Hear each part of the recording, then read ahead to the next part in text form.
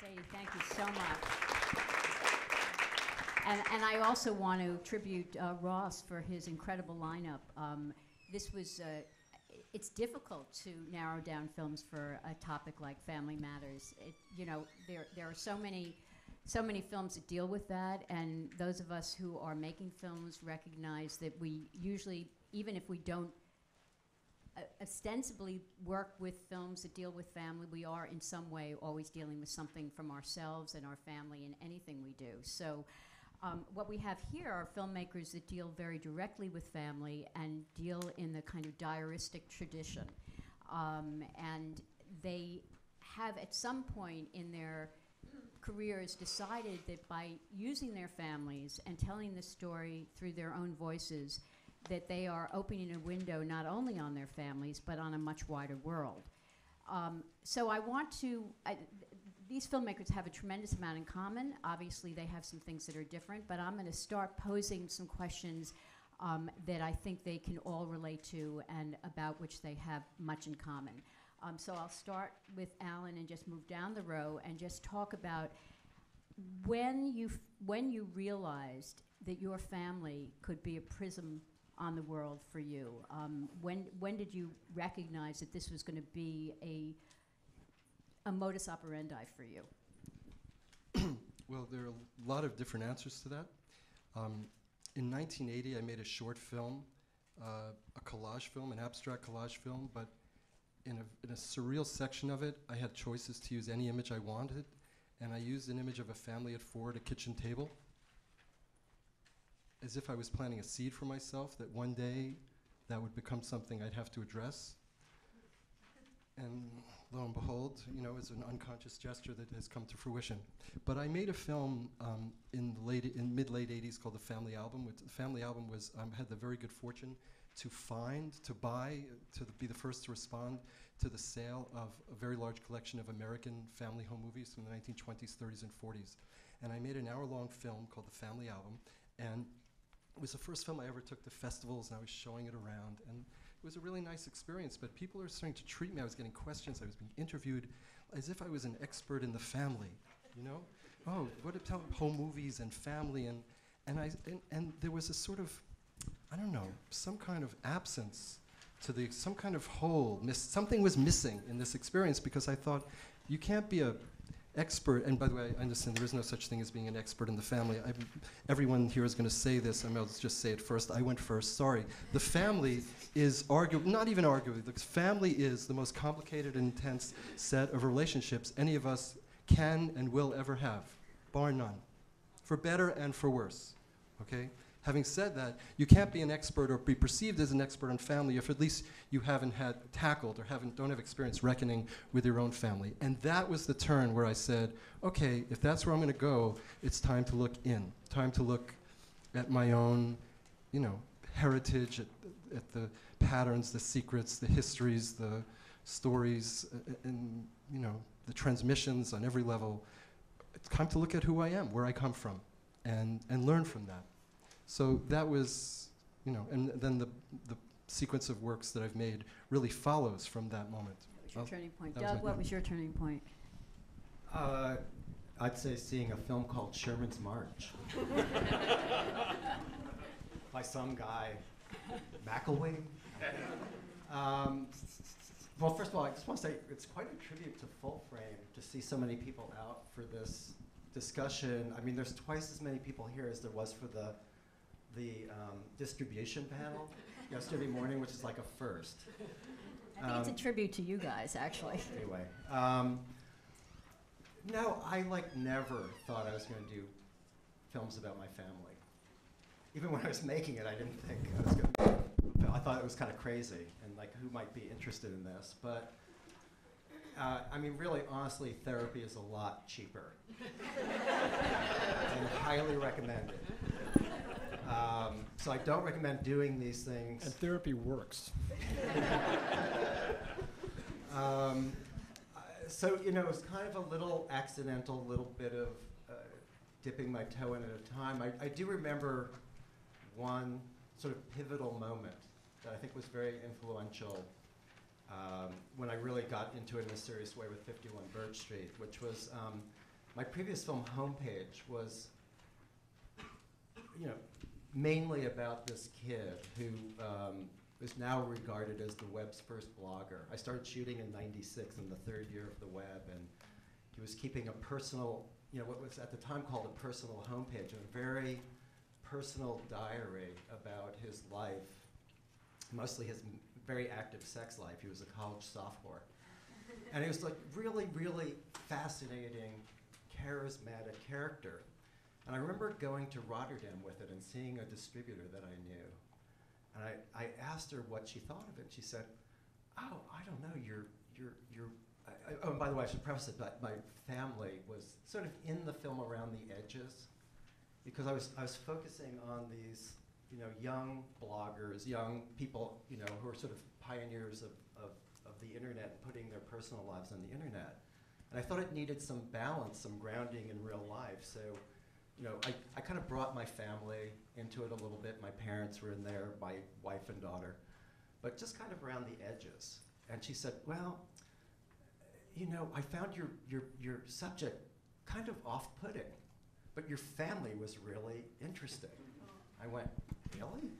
I thought that was the craziest comment I ever heard. So when I started making 51 Birch Street, I just kept thinking about, well, somebody out there thinks my parents are interested, and it was reassuring. Ross? Well, for me, I was very enamored with cinema verite. I studied under Richard Leacock, who's one of the pioneers of cinema verite. And the first films I made were pretty much pure cinema verite. And there was something about it that wasn't quite right for me. My influence was Ed Pincus, who showed me that there was this other way that one could go about making documentaries. And I think I was very taken by that experiment. There were things I wanted to do differently. For me, writing was really important, voice was really important. So I made a short film called Backyard, which was my first experiment in autobiographical documentary filmmaking that had to do with my own family. And that preceded Sherman's Marsh, and I think enabled me to kind of work out a lot of the ideas for voiceover narration and how I would shoot as a crew of one person. This is before things had been miniaturized and the equipment was still very bulky and it was very hard. But I figured it out following Ed's example, and have been doing it ever since. Some people think that when you're working with your family, it provides ready subject matter. It might even make some of your challenges a little easier because everybody's right there and the story is right there. I consider it incredibly courageous. I actually started to do some writing about my family, and I turned it into a novel, and I had agents keep saying to me, "Well, why don't you make this a memoir?" And I said, "Are you kidding?" I don't want to expose myself that way. And yet you guys do it all the time. Tell me what scares you most about doing this work.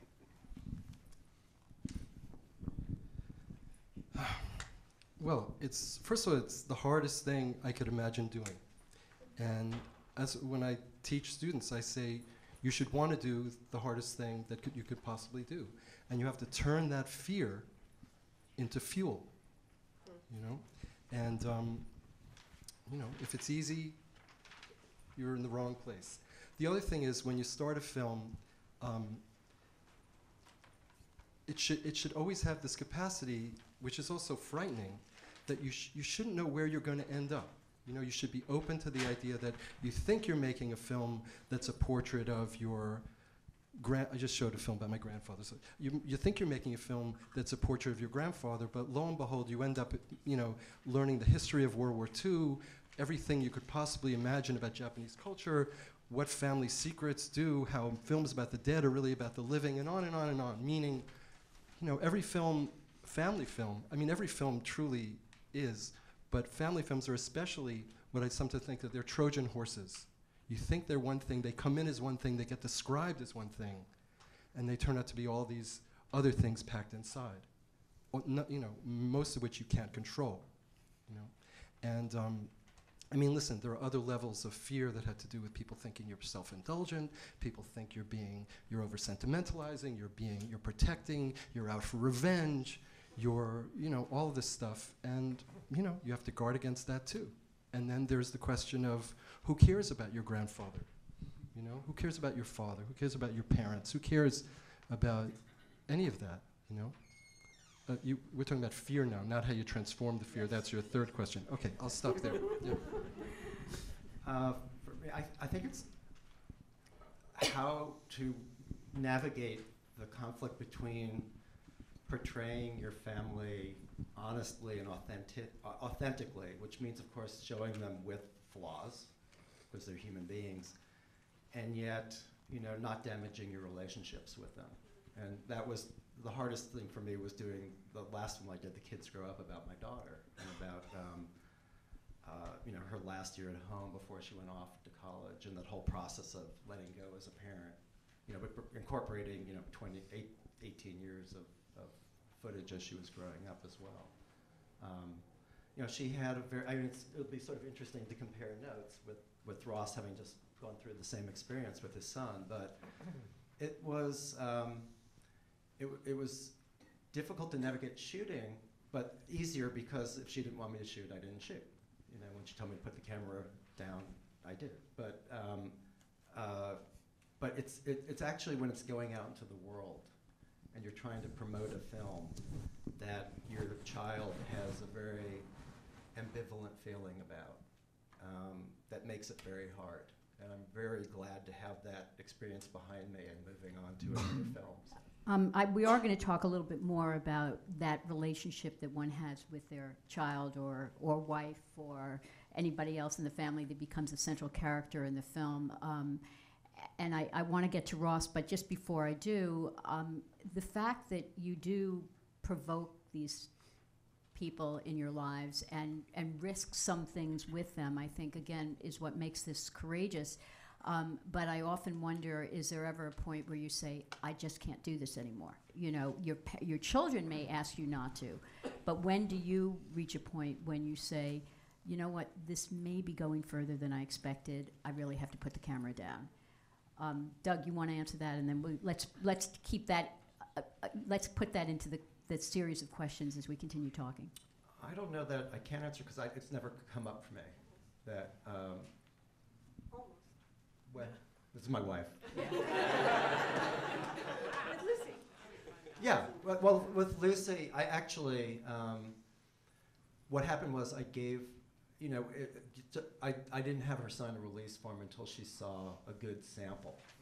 I put together 30 minutes of footage, and really actually some of the toughest footage in the film, because I was about to go out and try and raise money, and significant money, and I didn't want to come back later and have to return the money, or, you know, it was basically time to go forward with it or not. And, you know, I basically said, if you tell me that this film is going to ruin your life, you know, or just impact it in any way negatively, you know, now's the time. And no, she just, at that point, she just said, no, it's a good film, you know, and it's fine. I mean, but then she had another moment of reservation later, and we actually went to a session of therapy together, a double session, actually. And that seemed to help. Not because of anything I said, but I think it gave her an opportunity to talk about her feelings about it and stuff. But no, if she had come back and said, I mean, I had to be willing to just abandon it. And I was. Did you, while you were making the film, were there moments when you felt this might actually not happen because, you know, 5 months down the road, one of us, either she or you or Marjorie, might have said, you know what, we just can't do this anymore? Were you ever concerned about that? No, I wasn't worried about me or Marjorie. I thought maybe with Lucy, but no, she's good. She keeps her word, and you know, I don't think she would have given me the go ahead if she was going to do that later. And you know, not because she. I think it was. I don't know. I mean, it was a very. I don't know. I'm just blown away that she gave me permission in the first place to do it, and then allowed me to do it, even though she didn't love the idea that I was doing it. I mean, it was just the ultimate tribute. What a gift. Yeah, it was a gift to me, and I hope in the years ahead she sees it as the gift to her that I hope she will. This is a great segue into Ross and your film last night about your son. Well, I agree with everything Doug said. In general, the most difficult aspect of making these foolish films is to navigate that very tricky terrain of representing your family, yourself, your family members honestly, and yet not hurting them. And it's a very, very delicate balance to tread. And I think I've not always succeeded. But certainly with the film Photographic Memory, the film I just finished, I did the same thing. I showed Adrian basically all the material that was possible for him that I was considering putting in the film, and he okayed it. And that's one thing, to sort of show him the footage in an editing room, just the two of you. But then to have that footage appear embedded in a movie in which there are hundreds of people watching, it's just, yeah, you can get him to sign a release, but the true test is, will he still be glad he signed the release when it becomes a public event? And the other complication I ran into personally was that my production was financed largely by Arte, which is the French-German television consortium. And the executive producer there was really pushing hard for more sensationalistic material between Adrian and me. And I had to really push back on his demands. Because there was certainly a lot more, not things I'd filmed, things I could film, but I had just said at certain points there are boundaries and I will not step across those boundaries. Partially out of kind of cowardice. I could well imagine another filmmaker saying, in 6 months it won't make any difference, shoot it. And I couldn't do it, I just could not. Well, I don't think it's cowardice. I think it's being a good parent. It's like being a parent first and a filmmaker. Yeah, but it's sort of a less honest filmmaker, and a better parent, perhaps. I don't know. It's also being a parent of your film. I mean, at some point, you're deciding what your film is about. And once you make that decision, you're finding the balance between your relationship with your son or your daughter and your relationship to the bigger questions you are asking in your film. So let's talk a little bit about that, because in all these cases, these films really do pose larger questions, and you're using your relationships to kind of find a window into those larger questions. Can you just talk a little bit about your approach to the bigger picture? Do you want to start? Well, I'm just going to turn a little bit to the sort of the autobiographical dimension of this part of this territory. I made a film about my grandfather. I made a film about my father. Of course, they're all about, again, that's a Trojan horse. One is about my maternal family history, legacy, and all the stuff that occurs there, and then the other is my paternal family history, culture, and all. And then everyone said, "Oh, you did the grandfather. You're going to do you did the grandfather, did the father. Now you're going to do you. You're going to make a film about you, because all those films are about me anyway." But okay, but I had this idea to make a film about names, and I thought, okay, I want to get out of the kitchen. I want to get out of the house. So I thought I'm going to make a film about names. That's sort of an interesting identity issue, and let me do this. And I knew there had to be a personal dimension of it. So there's one construct for the film that was going to be, and remains in the film. I sought out and found every Alan Berliner in the world, and I invited them to dinner. So I could ask questions, and we could have a dinner, and that was interesting. But that was going to be the only part of the film that involved me. So I have to tell you, whatever strategies I could think of, I did, and didn't have to do with me. I went on the streets of New York, I interviewed hundreds of people, men, women. I wanted to make a film about names with 10,000 names. Every nationality, race, religion, ethnicity, every male, female, maiden, the whole thing. It's going to be a film about names. And you know something? I made a film about names. And I showed it to people who know me, know my work, love me, appreciate what I do. They looked at it and they said, okay, it's interesting. It's even fascinating. And I learned a lot.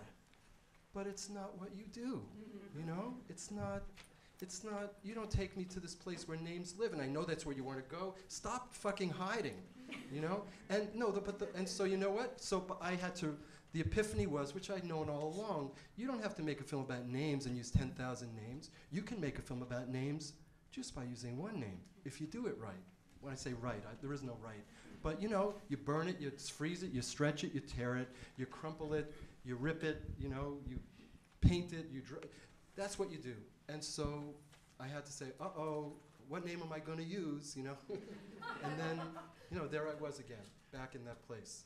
So, I mean, that's where I associated to for your question. Okay, so again, we're talking a little bit about the larger picture that comes as a result of the more intimate story. Well, I think once I start working on the film, I mean, it's a couple of things go on. One is I'm constantly thinking, like, what is my role in the film? And I know, Ross, we've talked often, you often speak about the need to kind of create a role, and that who we are in these films isn't really us, but a kind of role that we're creating for a film. And sort of separating, I first and foremost, I deal with the story at hand, the basic story and who I am in it, and trying to pull back a little bit and see myself as a character in a story as objectively as I can. And oftentimes this is more takes place in the edit room. But understanding my role in it helps me when I'm shooting in terms of, asking certain questions from a certain perspective, like with 51 BIRCH Street. I don't know if you guys have seen it or not. It's playing at 4:30 today if you haven't, but it's basically it came about after, in the wake of my parents were together for 54 years. Everybody thought they had a really wonderful marriage. My mother died unexpectedly, and 3 months later, my father called us from Florida to announce that he was moving in with his secretary from 40 years earlier. They married, sold their family house on Long Island that we all grew up in, and I went back a couple of weeks before the movers came, and in the process discovered 3 large boxes of my mother's diaries that went back all the way to that time. And opening them opened up a whole Pandora's box of revelations and secrets and much more information about your parents than any child ever wants to know. So, it was a film I never intended to make until I actually had come out a few weeks before the movers came. So, once I decided that there was a film there's a particular moment in the film where it occurred to me that this isn't just a thing about my parents or going on with me and my parents. This is like, holy shit, this is like a universal story that will resonate with a lot of people. This idea, this concept that we think we know who our parents are, but we have no clue. Or what happens when every assumption that you've ever had about your family is suddenly called into question. Then it becomes something beyond just your own story, and is something that I think everybody from everywhere can suddenly relate to. So there's the matter of finding, something in your particular story that is universal. And I tend to think, and I assume you guys agree that it's the particular that makes something universal. That the biggest mistake that a lot of filmmakers make when they want to tell a universal story is to bring in experts from everywhere, giving this big, big picture, when in fact the microcosm often offers more, insight into the macrocosm. And we can usually trust our audience to intuit it. We don't really have to comment. We don't have to let them know. They do gather it through your storytelling. And Ross, you're especially good at that, if I might say so. Can you talk a little bit about the way the universal story comes through your intimate journeys? Why don't we start with Sherman's March, actually, because I think that's a great example. Oh, do we have to? No, we don't, but yes. Well, Sherman's March, it's not so much about family. I mean, I wasn't married, I didn't have children, so it's maybe less to the point. Well, it's autobiographical, so. It's autobiographical. But to me, okay, I think I knew that, frankly, my life, I'm an okay guy, but I'm not really that fascinating, and the film needed to be more about than just my own life. And so if I were able to weave in certain public concerns like nuclear weapons proliferation and a sort of fascinating history of Sherman himself, a biography of Sherman, the Civil War Union general who waged war on the South, and what happened to him after the war, that strand could be interesting. And then, other themes were woven into the film. The difference between documentary and fiction filmmaking. I keep almost meeting Burt Reynolds, who's shooting a fiction film while I'm trying to shoot my documentary film. So there was, you know, the opportunity to ruminate about what it means to make a documentary film and how difficult that is as opposed to a large budget Hollywood film. And so all of these things were woven into a portrait, which also undertook to describe my own hapless search for love at that point in my life, finding a girlfriend. And because I had these other elements, I think it enabled me, the sort of larger context that you referred to, I think it enabled me to indulge myself and the viewer into these sort of plaintive search for love in my film, or at least a female companion, if not love. But without that, I think I couldn't have made the film. I don't think the film would have been watchable. It would have been too self-centered. And even the most recent film, I think, there was a little bit of a departure because there is no salient public issue. Like Bright Leaves, another film I made, had tobacco as its salient public issue, even though it was an autobiographical film that had a lot to do with my family.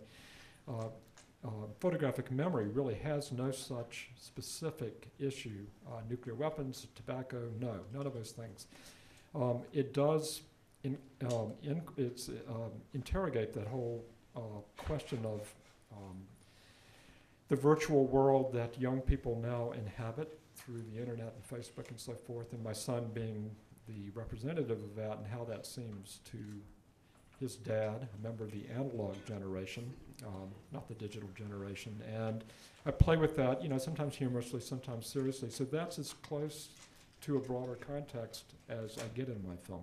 You know, I think actually you're forgetting just the concept of memory in general. All of these films deal with nostalgia in some ways and deal with looking back and excavating information and trying to remember, sometimes not accurately, sometimes more accurately. And I think that's a great value that all of these films have. When you look back on them, particularly the films that were made earlier, as we often do in diaries, when we look back on a diary, we sometimes get a little embarrassed by what we said when we were younger. Do you ever feel like a twinge of, gee, I wish I hadn't quite put that in there, or I can't believe I had that mindset at the time? Well, any of you can answer that. Do you want to start? Take it, Doug. Well, actually, I just wanted to add one thing to the previous question, because I actually think it's really important that personal stories like these, or at least in my case, I feel that there should be some larger context for it that gets it out of just, you know, where does this one story fit in the larger world? I remember when we were editing 51 Birch Street, at one point after we had done our first rough cut, I think it came right before Christmas, and we took a week or two break. And I remember my editor and I and my producing partner all had a little meeting afterwards where we compared notes, because we had just dealt with the story, the immediate story of my family. We said, you know, there's something bigger here that we're missing. You know, what is it? What bigger theme could this be? And we put our heads together and we kind of came up with this notion of my father and his generation, the post-war generation of men who came back from World War II and went out to the suburbs.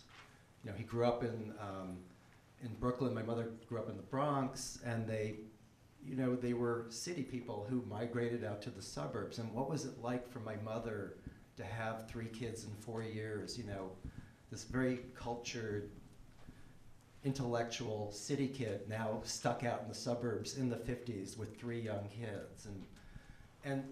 And so we built another layer around that. And it actually didn't take a lot of doing. It's sort of the last element we put in the film. We got 1 or 2 clips. We went back and pulled some stuff from other interviews. And it was so interesting because when the film came out, we were suddenly being compared. I mean, the critics really picked up on this whole element, and we were being I remember the New York Times comparing it to the books of Cheever and Updike. And I'm going, if they only knew, this was sort of like a last-minute throw-in. But anyway, I think it added an awful lot to the film, and it's something I've tried to keep in mind. And you know, working with other people, you know, I do a lot of consulting, and particularly with people who do personal documentaries, and I'm always trying to find ways that it can have a bigger theme incorporated into the story. By the way, as we're talking, we're going to be informal about this. If anyone wants to chime in, just raise your hand, and we can be all part of this conversation. Alan, do you want to talk about memories? Oh, sorry. Would you speak, what Doug just said, that's really, really helpful and fascinating. Could you just speak a little bit more about how you go back through and do that without making it seem somewhat like it sticks out of the film? Well, I mean, in my case, I may be the only one of the three up here who doesn't edit his own films. I really appreciate the help and input of an editor who can bring a certain objectivity to it, and it's just something we're constantly talking about. I'm always thinking, what is the story? What's the story? I mean, I think that may be the biggest difference between my films and Ross's and Alan's, which I consider a little bit more like essays, essay style. And I'm much more concerned with just telling a story and where I fit in this story. I mean, I really wanted to be a fiction filmmaker growing up, and I liked the idea of my films unfolding like they were, fiction films almost. And good fiction films have themes, big themes, and the stories usually are addressing the themes not head on. You try and be as subtle as you can and not be obvious about it. So it's just a matter of thinking a lot about what is, what's your themes, what's your story, and how do you address those without being too on the nose about it. Alan, you dealt with memory very directly in both of the films this morning, so can you talk a little bit about that? Well, memory is a big subject, and memory, in a way, is the theme of every film I've ever made. So, but I'm still carrying a thought that occurred. Just give me a minute and a half. We don't want to talk about memory. No, well, memory's in the air. We can't remember. Memory's in the air. It's always in the air. Because memory is history. Memory is culture. It's always evolving, it's changing, we're always looking back, looking forward to storytelling. Where are we in the story? But just a little bit of a case study, because part of the imperative for doing what I do is that, I'm a storyteller at heart, I suppose, but I always want to be inside the question. I don't want to be outside looking in. I want my films to be inside looking out. And a couple of years ago I made a film about, well, again, these are just words. The Trojan horse word would be insomnia, okay? Now, as someone who's been a terrible sleeper his whole life, I know a lot about insomnia, and I think I'm, how should we say, qualified to make a film about insomnia. Now, how would one go and make a film about insomnia? One conventional approach would be, and an appropriate approach would be, what could you do? I put an ad in the paper, filmmaker looking for poor sleepers, insomniacs, come talk, I interview them. Yeah, let's meet again. Who's your doctor? Would you go to a doctor? And I could film them through the course of their therapy, the course of their treatment. I could put an ad in the doctor's magazines. Unlucky doctor, would you cooperate with me? Maybe you can turn me on to some of your patients, and I can, all of that. And those would be perfectly appropriate things to do. But now let's get back to this word documentary. Okay, this word documentary. Every documentary film that you'll ever see can be approached through the word access. Access, really important word. Someone had access to a person, to a place, to an organization, to some privileged information, to something that's evolving over time. Whatever else you're thinking would give you access, 38 things, 38 heads in this room, yes, that too, okay? But if I want to make a film about insomnia, I thought, what do I have access to? And then I thought, it's from memory now, back to memory. I know someone who's been a really poor sleeper his whole life. I know someone who would cooperate on the film with me and do whatever it takes. I know someone who would let me into his bedroom with a camera, whose wife is, I think, cool with that. I know someone who's not afraid to make fun of himself. I know someone who will allow me into his, who will tell me his dreams, will allow me to use his dreams and share his dreams with me. You know what? The guy was a filmmaker, which I thought was really interesting. He was about to have a baby, which I knew would complicate sleep issues too. I had access to that guy. How could I turn that guy down? You understand what I'm saying? And so that was the launch for realizing, oh no, you know, I'm going to have to go to that scary place again. And I should be done, but give me a coda on this one, okay?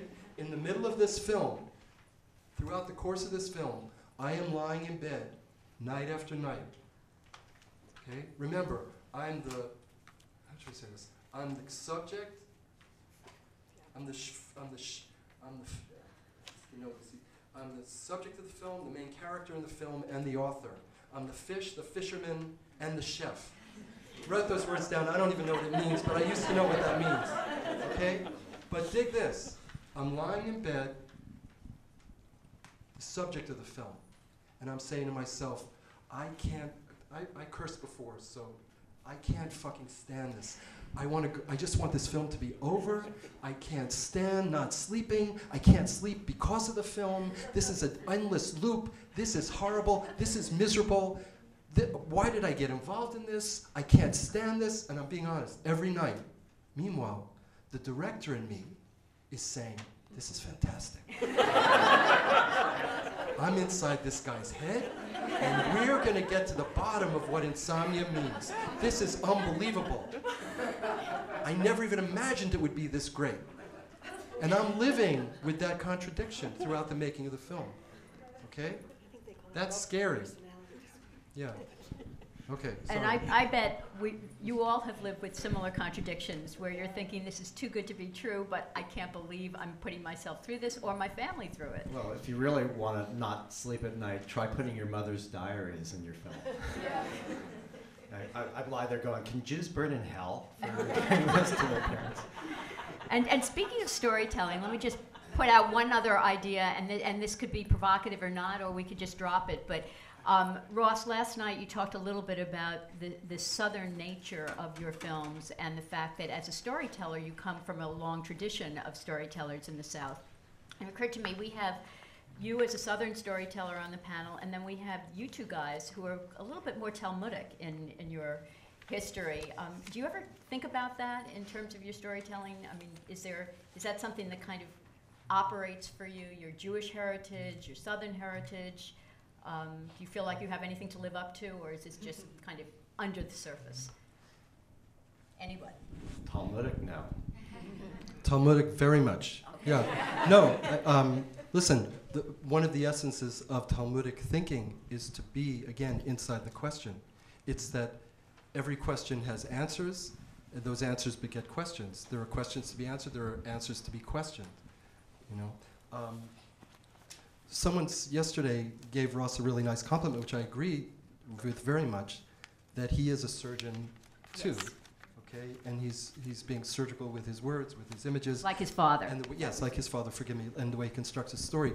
I, especially when I used to make my films on 16mm film, and would have strips of film hanging from the editing machine and around my neck, and I'm dealing with those stuff. My grandfather was a tailor, and I just said, I am a tailor. I'm just weaving media. I'm weaving ideas and images and sounds together. I am a tailor. Back to the insomnia thing, who works the night shift.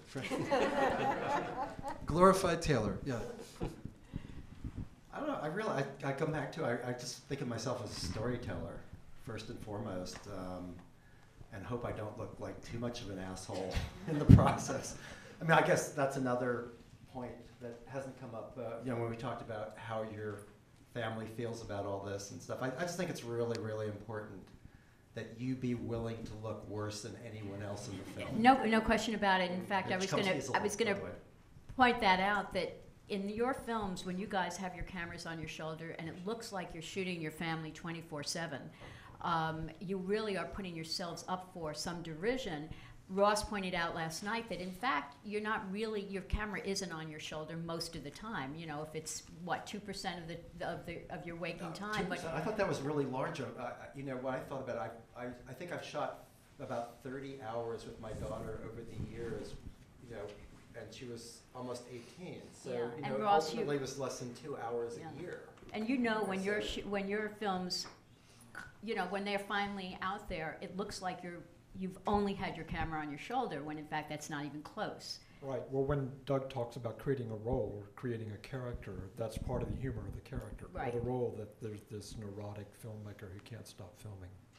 But you know, it never really came up until, for me, until the film about my daughter, because then it became a judgment issue about your parenting. Like, put down that fucking camera and Right. like attend to your daughter.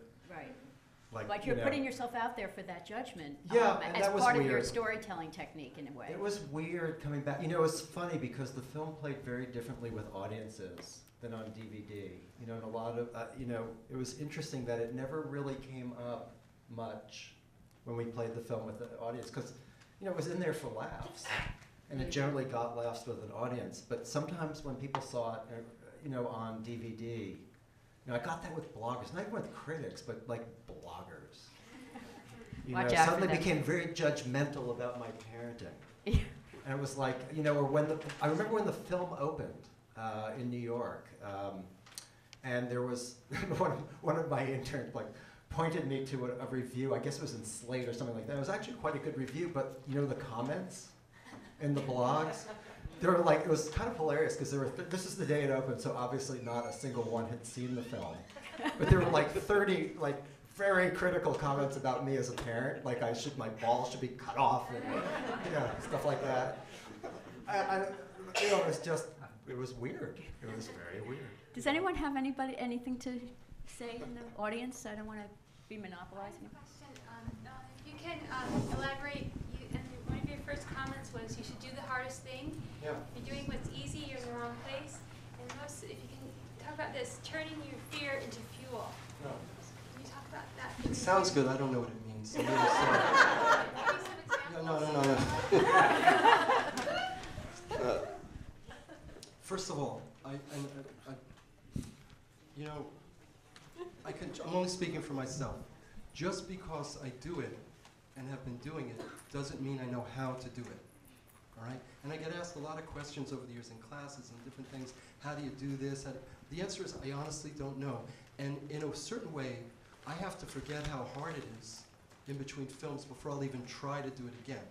That is, make another film. And I mean that really honestly. You know, I think, you going to say something? No? Oh, okay. Yeah, so I don't really know how to do it, but I bumble and fumble my way each time from scratch, you know? And you just, I'm a big believer in making mistakes, you know, and not being afraid to make mistakes. You're a filmmaker, right? You want to be a filmmaker. Okay, that's a good place to be. So you shouldn't be afraid of anything. And just because I say it's the hardest thing to do, that should actually make it easier for you, because there is no right way. You understand? I didn't say that to make it daunting to you. Actually, I hope that makes it easier for you, because if you're setting yourself up for a project to make, okay, you're capable of doing it because you made that bed, now you're going to sleep in it, you know? So whatever project you have in your mind that you're asking me about fear because you're afraid a bit on some level, don't be afraid, because if you're giving yourself something that you think is hard to do, you're already on the right track, okay? I honestly believe that, okay? And so, since I don't know what else to say, when you have a rough cut of your film, send it to me, and I'm happy to give you feedback. All right? Fear doesn't go away with time. Fear never goes away. It doesn't matter how old you are. I'm always afraid. I second that. I second that. Third. Every film I finish, I say, I just don't think I can do it again. And then somehow you do it again. Why would anyone do this, you know? I'm curious if any of you ever walked away from your film feeling like your relationship was negatively impacted, and or actually to step back from that. If you ever went in, you talked a lot about your kids and how you kind of preserve that, but if you ever went into a film thinking, actually the process of the film was important, and actually you were willing to almost, if a relationship had to go, then it had to go because of that. So I'm curious if you went into it with it, and if it actually ever came out of it. on the other side with a negative impact? You know, I actually think it's important to say that, you know, I mean, I don't, you know, I'm not always doing films about my family, you know, and I think it's really important to treat, as a documentary filmmaker, every subject that you deal with in your films as if they were your family, and be as protective of them in that way, you know, in terms of trying to be truthful and honest, and yet not hold them up to ridicule, not make them look foolish or stupid. Try and find, I mean, I'm directing a film now, actually two at one time, and one of them is about domestic violence and families growing up in domestic violence. And the dad did one of the most hateful things I've ever even heard of. He's in jail now, and we're trying to actually get him in the film, you know, and on the premise that, I mean, he's just going to come off as a total monster, and we want to hear his side of it, you know. And anyway, I just think everybody should be treated as a, you know, with that kind of, you know, respect and, but, you know, in my case, no, you know, it never really negatively impacted anything. If I could just tie your questions together, that's another fear. I don't know what your project is about, but of course, I made a film about my father. I was afraid, I mean, lots of layers of fear, levels of fear. I was afraid he would never talk to me again. You know, I made a film about my grandfather. I was afraid my uncle, his children, my mother, my uncles would never talk to me again. In fact, one of my uncles saw the film once at the opening night, is not even able to watch the film. It's too painful for him to watch it. So, you know, these films, they're living, breathing documents, and they exist in the real world, and there's a great deal of fear that, you know, you're impacting lives and you're changing relationships, and it's scary. I made a film about my father, and I never show my films. Maybe perhaps unlike my colleagues here, I never, Doug and Ross, sorry, but I never show my films to anyone. But in the case of the film I made about my father, it's a film called Nobody's Business. A week before I locked, which means I had a very narrow window to make any changes, I brought my sister in to see the film. She's in the film. And I just said to her point blank, I said, watch the film.